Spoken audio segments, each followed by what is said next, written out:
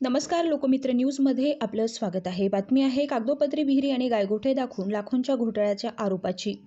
सविस्तर वृत्त असं आहे की बीड जिल्ह्यातील पाटोदा तालुक्यातील यवलवाडी येथे शासकीय योजनांमधील कथित गैरव्यवहाराच्या निषेधार्थ ग्रामस्थांनी मंगळवारी पंचायत समिती कार्यालयावर आक्रोश मोर्चा काढला।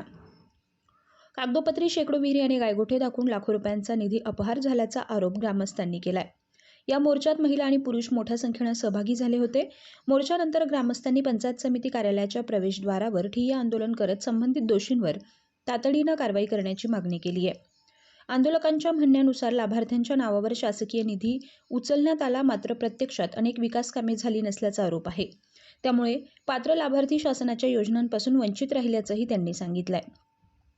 या कथित गैरव्यवहारात संबंधित अधिकारी आणि कर्मचाऱ्यांची भूमिका असल्याचा आरोप करत त्यांच्यावरही कठोर कारवाईची मागणी करण्यात आली आहे। तसेच घोटाळ्याची तक्रार केल्यानंतर तक्रारदारांना धमकावण्यात आल्याचा आणि गुंडागिरी करण्यात आल्याचाही आरोप ग्रामस्थांनी केलाय।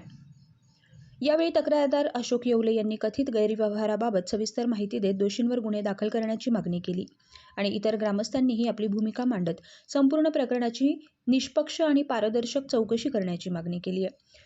नमस्कार, मी बीडीओ पाटोदा येवलवाडी सडकेची यांच्या तक्रारीच्या अनुषंगाने पंचायत समिती पाटोदा यांच्याकडून कनिष्ठ अभियंता, विस्तार अधिकारी पंचायत, तांत्रिक सहाय्यक आणि तांत्रिक सहाय्यक कृषी यांची एक समिती नेमण्यात आलेली आहे। सदर समिती संबंधित गावामध्ये जाईल, सर्व कागदपत्रांची पडताळणी करेल आणि योग्य तो अहवाल आम्हाला देईल। त्या संबंधित अहवालाच्या आधारे योग्य प्रशासकीय कारवाई केली जाईल। धन्यवाद।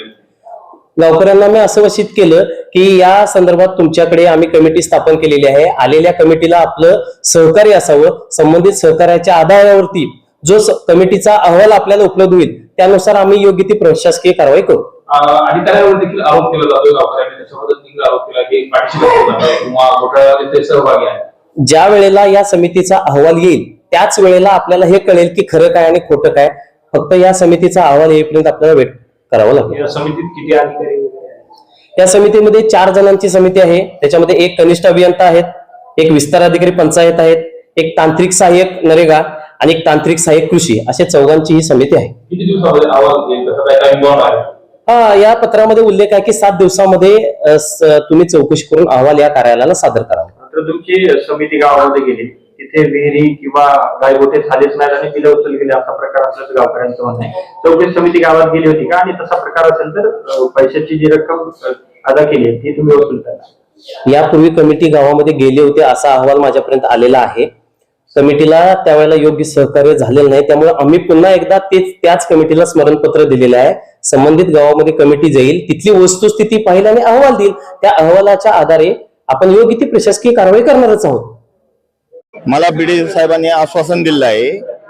गावातल्या ज्या भ्रष्टाचारासंदर्भात 2 महिन्यापासून माझा लढा चालू होता, त्याविषयी मी आज पंचायत समितीवर मोर्चा काढलेला होता की माझे माता भगिनी जमलेले यांचे अश्रू पुसण्याचं काम मी चालवलेलं आहे। पण हे जे घोटाळा केलेला आहे तर बीडी साहेबांनी मला 7 दिवसाची मुदत दिलेली आहे।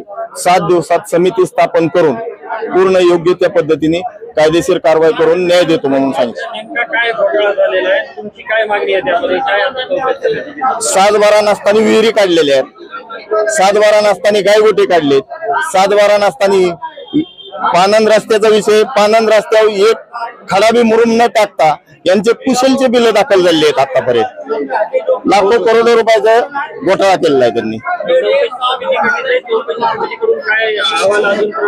मला माझा बीडीओ साहेबांवर विश्वास आहे की ती 100% मला न्याय देतील आणि जर मला त्यांनी न्याय नाही दिला तर मी याच्यानंतर जिल्हा अधिकारी कार्यालयावर असाच मोर्चा काढणार आहे, पण लढा मागे घेणार नाही। हे जी योजना होती हे प्रशासनकडून घोटाळा झालेला आहे का राजकीय पक्ष? राजकीय पक्षाचा विषय नाही आहे, फक्त आमच्यातले 4 गावगुंड आहेत। 4 गावगुंडापासून देव घोटाळा झालेला आहे।